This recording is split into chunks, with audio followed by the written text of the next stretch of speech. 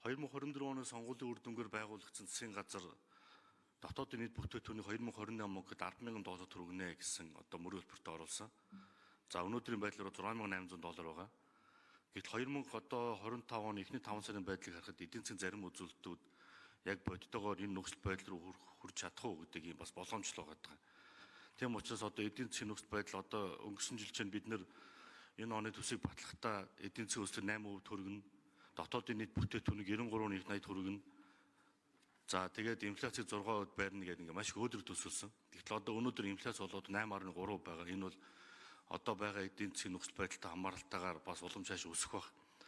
За төсвийн орлого бас нэг их 80 гаруй төгрөг одоогоор тасалдсан байна. За 2024 оны 4-өөс 2025 оны 5 сарын байдлаар гадаад валютын нөөц 3.7 сарын нөөцтэй байна гэдэг бол энэ нөхцөл байдал цааш улам өндөрөх юм бол энэ гадаад валютын нөөцөөс багасна. Тэгэхээр бид энэ гадаад валютын нөөц маань эдийн засгийн хүндэрж байгаа нөхцөл байдлаа давж чадах уу гэдэг бас нэг юм асуудал. Яагаад энийг хэлээд байгаа нөхөр би нөгөө дотоодын нийт бүтээгдэхүүн $10,000 хүргэж чадах уу гэдэг ганц асуулт гэдэг. Ер нь бол 2021 оноос хойш өнөөдрийг хүртэл бид нэр гадаад импорт бол нийтдээ $2.4 тэрбум доллароос $4.5 тэрбум доллар болоод 2 дахь өссөн. Орлого олж явах үедээ ингээд хэд өөдрөгөр төсөөлөд төсвийн урсгал зарлал хэд нэмэгдүүлсээр бол өнөөдөр бид нэр төсвийн урсгал зарлалаас нэг их 80 төгрөгөөр бас ингээд дутсан яваад байгаа. За тэгэхээр энгийн нэр айлаар ярих юм бол айл нэг хэдхэн сарын хугацаанд нэг орлого олж авах хугацаанд авч болох зээл хэрэгжилж болох бүх хэрэглээний юм урьдчилаад авцсан. Тэгээ ингээд орлого тасалдаад ирэхээр яаж төлөх үү гэдэг юм бас нөхцөл байдал руу орж ин гэж үзээд байгаа юм л да. За ингээд төсвийн зарлалыг чин бараг 80 орчим хувийн цалин урсгал зарлал татаас урсгал шилжүүлдэг болсон. Бид нэг ямар ч юм хөрөнгө оруулалт хийх бас боломжийн үед маш бага болчлоо. За үүнд бол ингээд нөхцөл байдлыг харахад бол ингээд сүүлийн жилүүд бид нар бас энэ төсөв эдийн засгийн бодлого дээр хангалттай зөв бодлого хийж чадсан уу гэдгийг би бас асуумаар байна. За тэгээд сая ерөнхий сайд бас хэлж, төрийн албаны данхар бөөцгөөс бас хэлж байна. Гэтэл өнөөдөр аж ахуйн нэгжийн байгууллагуудын дундад цалин 2.4 сая төгрөг байгаа бол төрийн өмч болон төсөвт байгууллагуудын үйлдвэрийн газруудын дунд цалин 3.5 сая төгрөг болсон. Ингээд бид нэр төсөв дагсан эдийн засгтай болсон. Тийм учраас хүн төрийн байгууллагад ажилд орох, төрд илүү ажиллах юм сонирхлууд нь илүү их болцсон байна. Тэгээ бид нэр цаашдаа бас улсын зөв батлагтай дараа нь гүйцэтгэх нэгтэй юм бодит хэмжээгээр ингээд харж явахгүй бол газар тэнгэр шиг зөрүүтэй анхны өргөн барьсан төсөл дараа нь үр дүн гараад байна.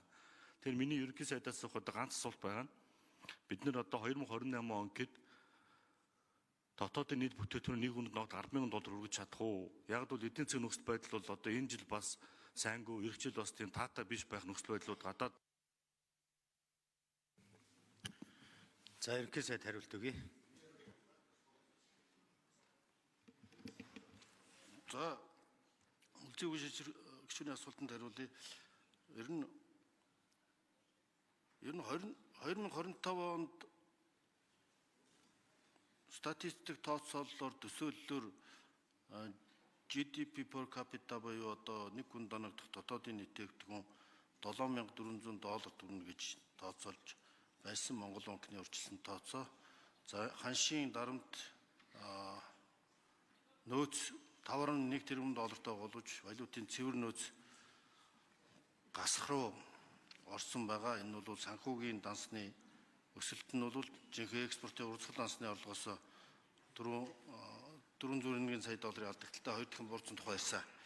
Тийм учраас ийм олон дарамтууд байгаа учраас ер нь тоог бол тэгээд нүгийн гадаад нөхцөл байдал урьдчилан таамагдж болохгүйгээр өөрчлөгдөж байгаа учраас зарим нөр сүүлийн нөхцөл байдлыг дэлхийн 3 дугаар дайны ирмэг дээр байна гэж олон улсын зарим шинжээчид дүгнэх болсон. Ийм нөхцөл байдал бол цээжний бангаар тэд болчихно гэж шууд хэлэх болцоогүй. Тэгвэл бид томоохон төслүүдээ мега төслүүдээр ирмэлээд хүний хөгжлийн том төслөлбөр гаргаснараа бол бид энэ 5 жилийн хугацаанд дотоодын бүтээгдэхүүнийг нэг хүн данх дотоодын бүтээгдэхүүн $10,000 төрөх 10 жилийн хугацаанд 2 дахин өсгөх энэ бодлогыг хэрэгжүүлэх болцоотой гэж бодож байгаа. Хамгийн гол нь энэ дээр бид энэ үр шиг ил тод байдал, хариуцлага, зам үр шигтэй менежментийг хэрэгжүүлж ээж энэ төсөл хөтөлбөрүүд хэрэгжиж ээж ийм үр дүн төрнэ. Монгол улсын эдийн засаг бол $10 тэрбум төрөх боломжгүй. Гэхдээ уул уурхай супер цикл, хөрөнгө оруулалтын урсгал, институцийн реформ засаглал governance reform гэдэг энэ 3 зэрэгцэж хэрэгжиж байж л ард үрдэн төрн өнөөдрийн авилга ил тод бус байдал докторгүй байдал бол энэ өсөлтөд сөргөөр нөлөөлөх гол хүчин зүйлээ. Ийм учраас одоо доктортой байдал залгам чанарыг би эрхэмлэж зөвхөн бүтцээр нэг оролдоо суугаад байдаг биш. Ширээ санал зөөгөл яамны нэг үсэг солигдохтол бөөн зардалт баланг хэвлэгдээл тамга тэмдэг солигдоод баахан хүмүүс санал ширээ зөөж давхиад баахан хүний ажил оронтойг одоо халт солиод ингээд бөөн бужигнаан болдог. Энэ бүх туршлагаар үр дүнд хүрдэг юм билээ. Гаднаа нэг л их сайхан хэмнэлт хийгээд байгаа юм шиг мөртлөө цаанаа олон л данхаагаад байдаг. Тэгэхээр уг язгуур болсон төсвийн хэмнэлтийг, төрийн хэмнэлтийг, за тэгээ үр ашгийг, бүтээмжийг чиглэсэн юм том өөрчлөлтийг хийж чадвал бид одоо энэ 10 тэрбум доллар төрөх саяны 3 чиглэлээр өөрчлөлт хийх болцоотой ийм тооцоололч бий 10 жилийн том төлөвлөгөө босруулсан байгаа. Тэгээ манай сангийн сайд болдын жавхлан дэлгэрүүлж хариулна. За улсын хурлын гишүүн болдын чухлаа нэмж хариулт өгье. За ерөнхий сайд сая хэллээ үндсэндээ 3 гол ажил дээр фокус болно гэдэг. За мөн жижиг гишүүний хэлсэн дээр нэмж хэлэхэд бид 10,000 доллар нэг хүнд ногд хорлогоо тэр хэмжээнд хүргэх боломж байсаар байгаа. Энэ удаагийн эдийн засгийн энэ хүндрэл бол бидний өмнө тулгарч байгаа дараагийн шинэ сорилт. Тэрнээс энэ бол эдийн засгийн хямрал бол биш шүү. 2020-21 онуудад бид 2 хилээ хаалгацсан, агаарын хилээ хаалгацсан, дотооддоо хөл хориотой ийм хүнд үед эдийн засаг хасах 5% унтсан. 2 жилийн дотор л бид энэ хүнд байдлаас гарч байсан. За дараа нь одоо хөгжлийн банкны мөнгө хямрал, за мөн одоо геополитикийн хямрал гээд энэ олон хүнд үеийг бид нар давж гарсан. За энэтэй харьцуулбал энэ удаагийн сорилт бол хямрал огт биш. Сүүлийн өдрүүдэд олон улсын валютын сангаас 6 сард ирдэг одоо ээлжит баг ирээд ажиллаж байгаа. За дэдий дүгнж байгаагаар л энэ удаа бол хямрал биш байна. За энийг удирдах болохоор байна. За та бүхний хийх гэж байгаа энэ одоо тодтол.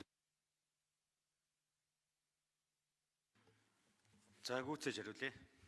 Төсвийн бодлогуудаа амжилттай хийх хэрэгтэй байна. За тэгвэл ер нь ингээд энэ хүндрэлээс гарах бас боломжууд байна гэдгийг бол хэлж байгаа. За тийм учраас таны хэлж байгаа тэр 10,000 долларын зорилт бол хэвээр байгаа гэдгийг хэлье. За инфляц одоо 8% байна. 6% гэдэг бол зорилт шүү. Төв банкны зорилт баггүй юу? Тэгэхгүй гүйцэтгэлээ хараад бид нар 8% гэж зорж болохгүй. Энэ 8%-ийг 6% руу чиглүүлж бид нар зорилтын бодлогоо чиглүүлнэ гэсэн үг. Төсвийн орлого нэг их найдаар дутж байгаа. Тэрнээс биш энэ бол алдагл биш шүү. Засгийн газар дутж байгаа орлогын хэмжээнд зарлагаа хийгээд явдаг. Бид нар 100% байх ёстой 6 сарынхаа зардлыг бид нар 75% дээр татаад явж байгаа гэсэн үг. Тийм учраас бид нар орлоготоо тааруулаад үйл ажиллагааныхаа санхүүжилтийг бүрий хийгээд явж байгаа. Өчигдрийн байдлаар нөөц 5.1 тэрбум доллар байна.